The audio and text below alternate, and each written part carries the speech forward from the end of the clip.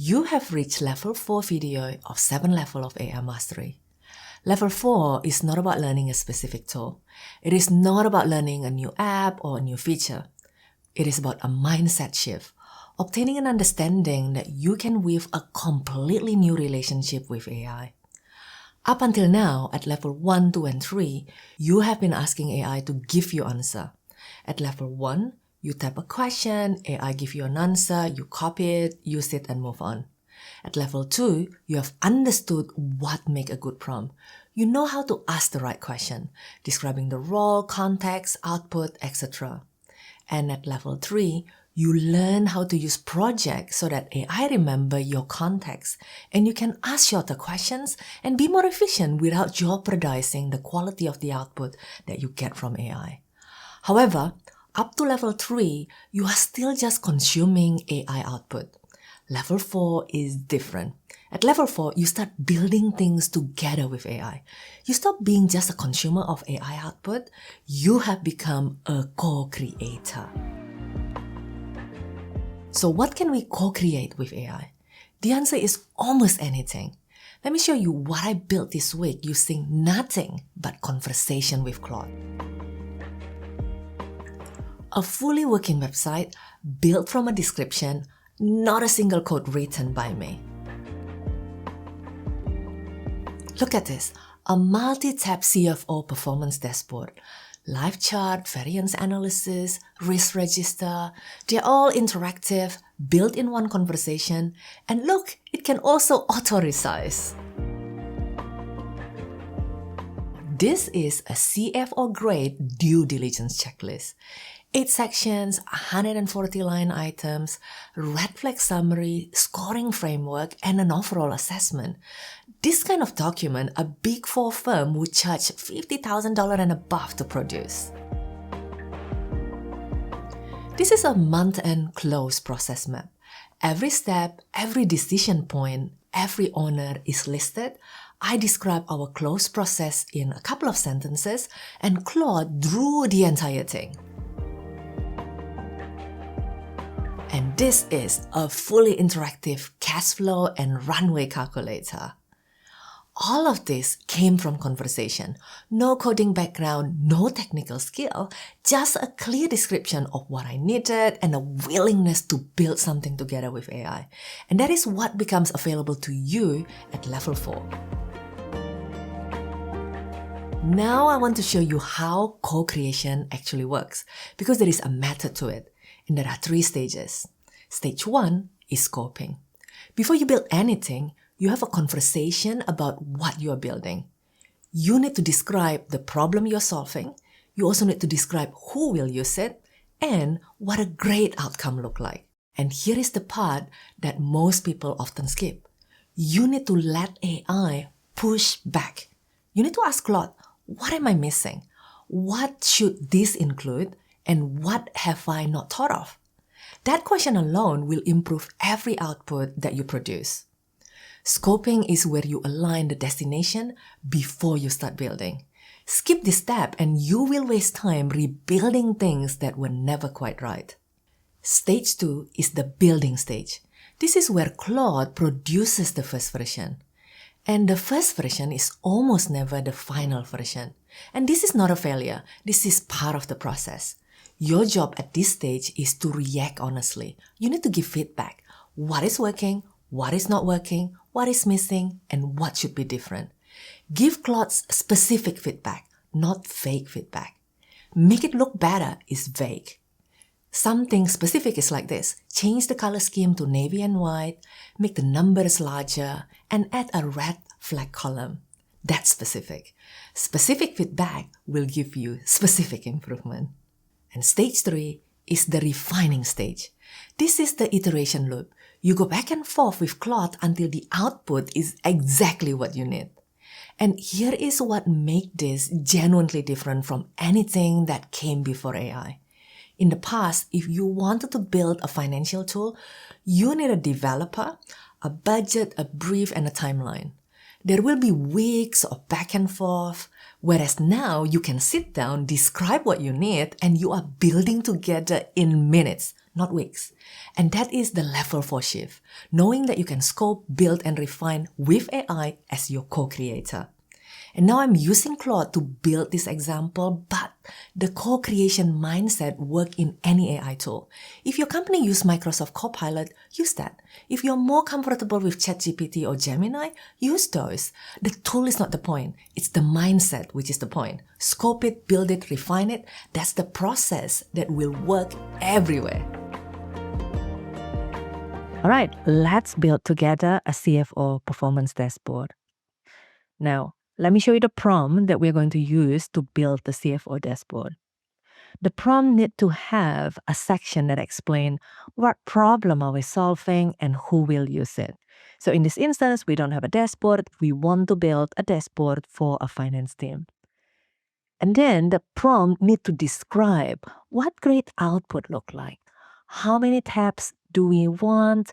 What will be in each tab and the color scheme. And then the last section in here, before you build, tell me what I might be missing. This is an important statement because we are going to let AI push back a little bit, test our ideas, and make it better.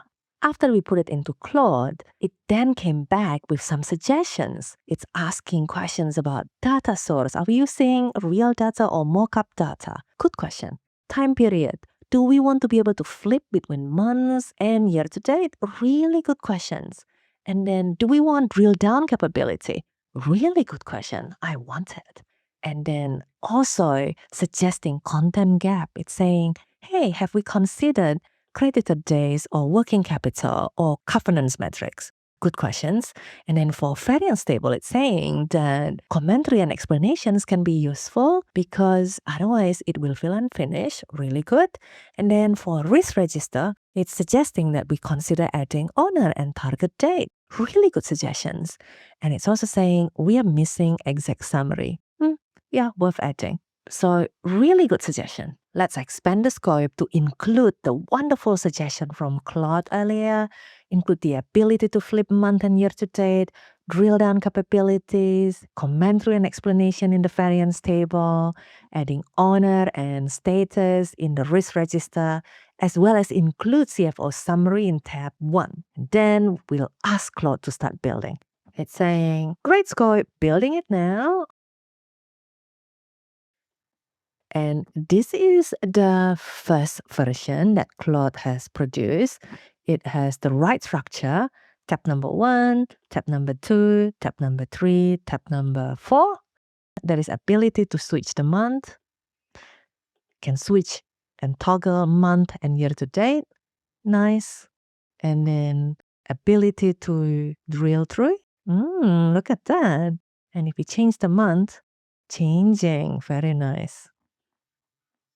I have a small problem with color. On track is gray. It should be green.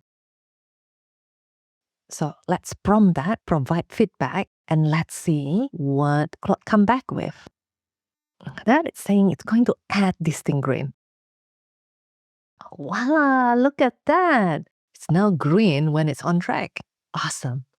Let's check that when we change the month. Is that okay? Very good. Now, let's look at the second page. Oh, if only the tooltip can show both actuals and budget and the variance percentage, instead of just showing actuals. Let's provide that feedback. So we're asking Claude to include actuals, budget, and variance versus budget in the tooltips of the bar charts in the second tab. All right, it's saying done. Let's say. Oh, look at that. It's now showing actual budget and variance versus budget. Very nice. Now, let's look at the variance analysis. We have the charts on top and a table at the bottom. The table looks fine with nice commentary. But this variance analysis chart, I don't like the x-axis. It is showing percentages. It should be showing dollar. Replace the x-axis to show the dollar variance instead of percentage variance. Claude has executed what I asked, which is changing the x-axis from percentages to dollar variance. However, it's done one more extra thing. It's saying that at the moment, things look confusing because some of the matrices has percentages, but we are combining them with dollar variance. And it's asking if we would rather limit the chart to only show dollar-denominated rows only. This is a really good suggestion. So I'm going to say yes, limit the chart to only show dollar-denominated rows only. So as you can see, we are really building things together. Claude is helping me to think about things that I don't really notice. Now this is good. Now everything is dollar denominated. Okay. So it's got both dollar variance and the percentages being displayed. Very nice. Now let's look at the last tab, the risk register. Let's try this button. Oh, look at that. We can add new risks. Let's call it political risk. Okay. Well, I'm not sure who owns political risk, but let's just try this. Oh, look at that. It's working, although I'm missing the description earlier. Really good. This is amazing. Oh, look at that. Ability to drill down to variance analysis. This is really, really awesome. To think that we only spend less than 10 minutes building this together. Wow. This is the power of co-creating with AI. Something like this without AI would take days to build. But with AI, with Claude, you can build something like this in one afternoon. Can you now see the power of co-creating with AI? Every financial tool that you ever wished existed, now you have the ability to build it. Not by learning to code, not by hiring a developer, but by having a conversation with AI and co-creating together. That is what it means to be a workflow weaver. Next week, we will move to level 5, where we take what we built and deploy it as a real working app that runs without you. For now, if you want the prompts that I use in this video, they are in the description below. Download them, use them, and start co-creating with AI. See you next time!